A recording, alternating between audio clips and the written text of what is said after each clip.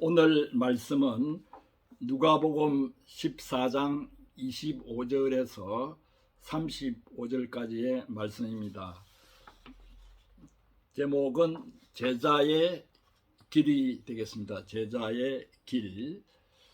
제가 오늘 본문 말씀을 먼저 읽어보겠습니다. 수많은 무리가 함께 갈새 예수께서 돌이키사 이르시되 물은 내게 오는 자가 자기 부모와 처자와 형제와 자매와 더욱이 자기 목숨까지 미워하지 아니하면 능히 내 제자가 되지 못하고 누구든지 자기 십자가를 지고 나를 따르지 않는 자도 능히 내 제자가 되지 못하리라. 너희 중에 누가 망대를 세우고자 할진대 자기의 가진 것이 준공하기까지에 족할는지 먼저 앉아 그 비용을 계산하지 아니하겠느냐. 그렇게 아니하여 그 기초만 쌓고 능히 이루지 못하면 보는 자가 다 비웃으리되 이 사람이 공사를 시작하고 능히 이루지 못하였다 하리라. 또 어떤 임금이 자기 임금 다른 임금과 싸우러 갈 때에 먼저 앉아 1만 명으로서 저 2만 명을 거느리고 오는 자를 대적할 수 있을까 헤아리지 아니하겠느냐. 만일 못할 터이면 그가 아직 멀리 있을 때 사신을 보내어 화친을 청할지니라. 이와 같이 너희 중에 누구든지 자기의 모든 소유를 버리지 아니하면 능히 내 제자가 되지 못하리라. 소금이 좋은 것이나 소금도 그 맛을 잃으면 무엇으로 짜게 하리요. 땅에도 그럼에도 쓸데없어 내 버리느니라. 들을 끼는 자는 들을지어다 하시니라. 제자의 길이라는 제목을 오늘 말씀을 함께 생각해 보겠습니다. 중국의 대학자이신 맹자 선생은 군자 삼락이라고 해서 군자에게는 세 가지 즐거움이 있다. 군자 삼락이라는 말씀을 했습니다. 첫째는 부모, 형제, 친척들이 큰 사고 없이 무사하게 지내는 것이요. 둘째는 땅을 굽어보고 하늘을 우러러보아도 한 점 부끄러움이 없는 것이요. 셋째는 천하의 인재들을 모아 제자를 삼는 것이라고 했습니다. 셋째가 이제 천하의 인재들을 모아 제자를 삼는 것이 군자 삼락 중에 하나였습니다. 맹자 선생 당시만 해도 학교라는 제도가 제대로 발달하지 않았습니다. 스승과 제자들이 집단 생활하면서 매일 가르치고 배우는 생활이 이어졌습니다.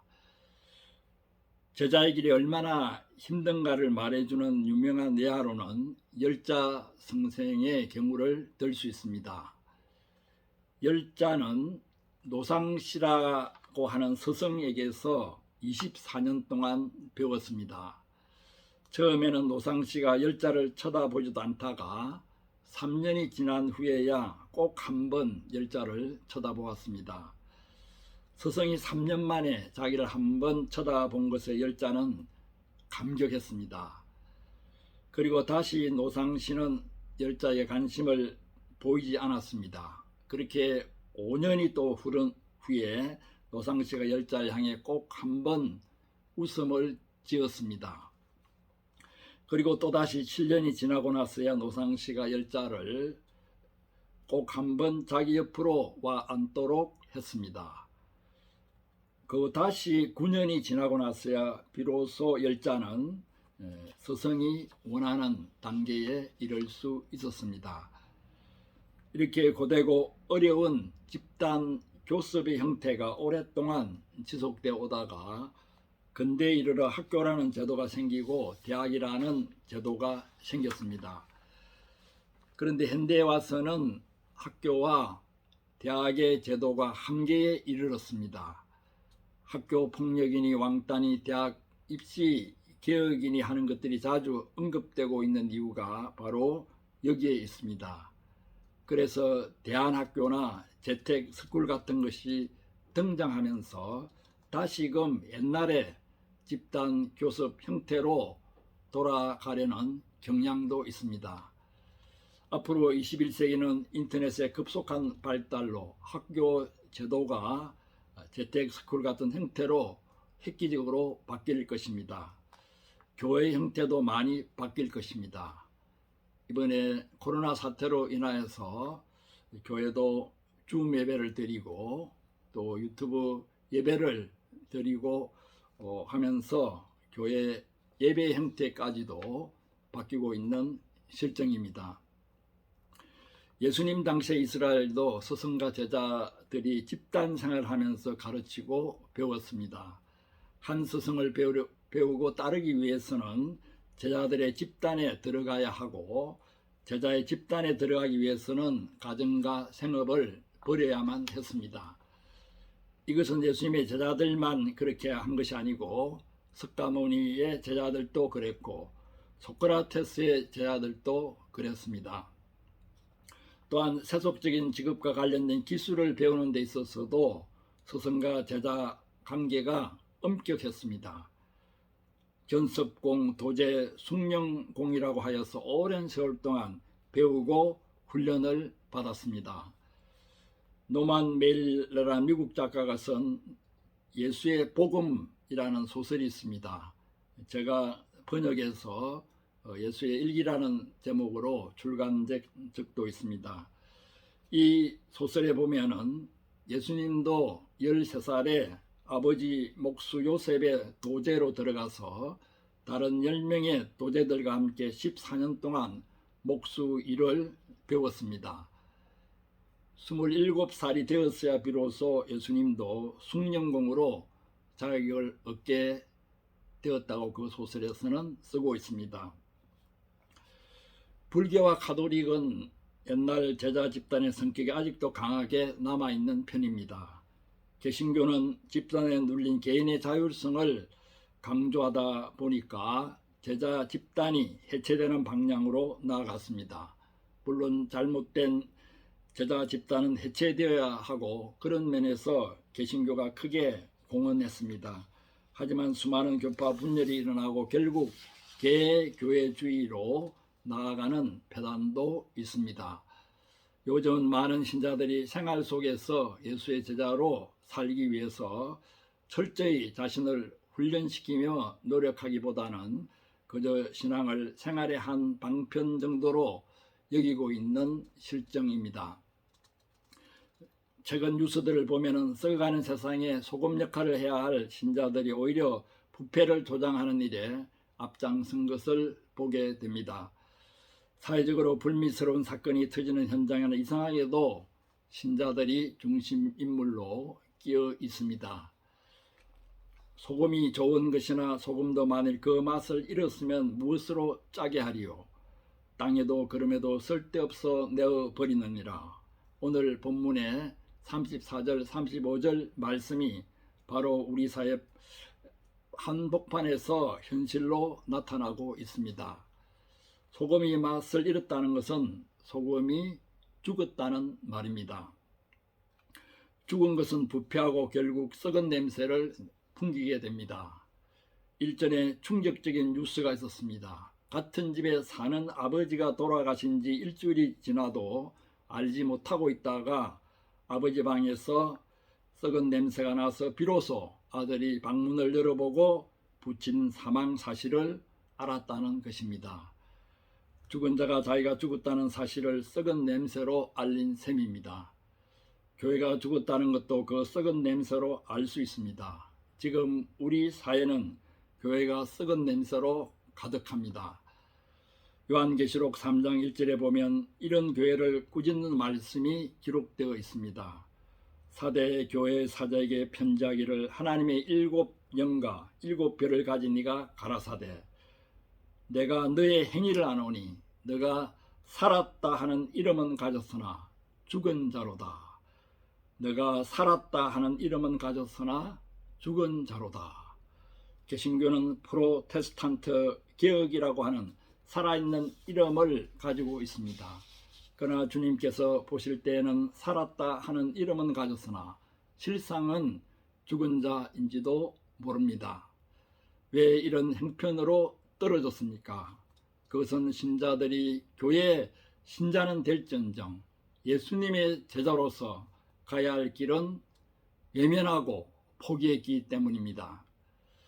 교회마다 제자 훈련 프로그램들이 있고 교회 이름을 아예 제자교회라고 붙인 것도 있지만 아직도 많은 신자들이 수십 년 신앙생활을 하면서도 제자로서의 각성이 부족합니다. 25절처럼 예수님 주변에 허다한 무리는 있지만 예수의 제자는 찾아보기 힘든 시대입니다. 25절 하반절에 보면 예수께서 그 무리를 향하여 돌이켜졌다고 합니다. 돌이키사 이르시되, 돌이키셨다는 말은 헬라 원어로 보더라도 그냥 돌아보았다는 정도의 의미가 아닙니다. 결연한 의지를 가지고 상대방의 문제점을 지적하고 고치기 위해서 몸을 돌려 마주 대하셨다는 뜻입니다. 예수께서 돌이키셔서 예수님은 허다한 무리들이 부담을 느끼고 도망갈 말씀을 하고 계십니다. 물은 내게 오는 자가 자기 부모와 처자와 형제와 자매와 및 자기 목숨까지 미워하지 아니하면 능히 나의 제자가 되지 못하고, 26절 말씀입니다. 부모와 처자와 형제 자매를 미워하지 아니하면이라고 말씀하셨습니다. 공자승생이 이 말씀을 들었다면 예수님과 대판 논쟁을 벌이며 싸웠을 것입니다. 부모를 섬기는 문제와 관련하여 공자승생의 제자들과 묵자승생의 제자들이 벌인 논쟁은 역사적으로도 유명합니다. 묵자승생은 사랑을 배려와 겸해로 나누었습니다. 배려는 자기만 생각하는 이기적인 사랑이고, 겸해는 자기뿐만 아니라 이웃도 겸하여 돌보는 사랑입니다. 묵자승생은 애인약 애기심이라고 하여 이웃을 너의 몸과 같이 사랑하라, 예수님과 똑같은 말씀을 하시면서 겸해를 강조했습니다. 묵자승생이 볼 때는 자기 부모만 섬기는 것은 별의, 즉 이기적인 사랑에 불과합니다. 그래서 남의 부모도 자기 부모처럼 똑같이 섬겨야 한다고 효대에 있어서도 계매를 주장했습니다. 그런데 공자승생은 남의 부모는 그 자식들이 섬기도록 하고 너는 너의 부모나 잘 섬기라고 했습니다. 자기 부모도 제대로 섬기지 못하면서 주제넘게 남의 부모까지 생각한다고 묵자를 위선자로 몰아붙였습니다. 결국 묵자는 너무 이상적인 사랑만을 주장했다는 비판을 받고 유교사회에서 이단시 되었습니다. 그런데 예수님은 자기 부모까지 미워하지 아니하면 나의 제자가 될 수 없다고 말씀했습니다. 남의 부모도 섬겨야 한다고 주장한 묵자도 공자승생에게 혼이 났는데 예수님은 공자승생에게 얼마나 혼이 나겠습니까? 공자승생이 볼 때 예수님은 불효막심한 페류나로 여겨질지도 모릅니다. 그런데 예수님이 이 말씀을 하신 속뜻을 헤아리지 않고 문자 그대로만 받아들이면 공자승생이 염려하는 대로 잘못되기 쉽습니다. 성경은 어떤 말씀이 문자주의에 빠져서 한쪽으로만 치우치지 않도록 다른 말씀이 견제 역할을 해주고 있습니다. 오늘 본문 25절 이 말씀을 오해하지 않기 위해서는 마태복음 10장 37절, 마태복음 10장 37절을 함께 보아야 합니다. 아비나 어미를 나보다 더 사랑하는 자는 내게 합당치 아니하고 아들이나 딸을 나보다 더 사랑하는 자도 내게 합당치 아니하고, 마태복음 10장 37절 말씀입니다. 이 말씀에 비춰볼 때 오늘 본문의 25절에 미워한다는 말의 의미가 무엇인지 좀 더 분명하게 알 수 있습니다. 미워한다는 말은 우리나라 말과 헬라어가 그 발음이 비슷합니다. 헬라어로 미세오입니다. 미세오. 헬라어 미세오는 저주하는 마음이 없이 미워한다는 뜻을 나타낼 때 주로 쓰이는 단어입니다. 막 정오심을 품고 미워하는 것이 아니라 그런 저주하는 마음이 없이 미워하는 뜻을 가지고 있습니다. 우리가 상대방이 잘못되기를 바라면서 정오심을 품고 미워하는 경우도 있지만은 그런 마음이 없이 미워하는 경우도 있습니다. 헬라어 미세오는 저주하는 마음이 없이 미워한다는 뜻에서 발전하여 덜 사랑한다는 뜻을 가지고 있습니다. 미세오를 덜 사랑한다로 번역을 하면은 오늘 본문 25절은 다음과 같이 될 것입니다.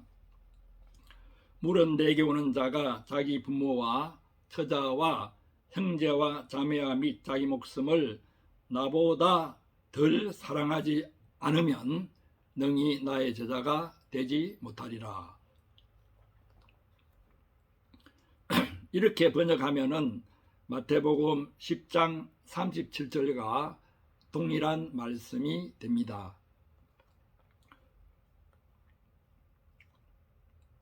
그러므로 여기서 예수님께서 말씀하시는 그 요지는 누구를 미워하고 사랑하는 그런 차원이 아니라 우선순위에 관한 것입니다. 우선순위에 관한 것입니다. 예수님을 모든 인간관계에 있어서 또 가족관계에 있어서도 가장 우선순위에 두어야 한다는 말씀입니다. 예수 믿는 사람들이 다른 인간관계에 있어서는 예수님을 우선순위에 두려고 노력을 하지만은 가족관계에 있어서는 그렇게 하기가 여간 어렵지 않습니다. 그래서 오늘 말씀에서 예수님이 가장 되다 싶을 정도로 강조법을 쓰십니다. 예수님과 나의 관계보다 남편과 나의 관계, 아내와 나의 관계가 더 크게 여겨지는 것이 당연합니다. 예수님과 나의 관계보다 어머님과 나의 관계, 시어머님과 나의 관계가 더 크게 여겨지는 것이 당연합니다. 예수님과 나의 관계보다 자식들과 나의 관계가 더 크게 여겨집니다. 우리는 예수님의 뜻을 먼저 묻기보다 자식들이 고집을 피우며 원하는 대로 해주는데 급급하기 쉽습니다.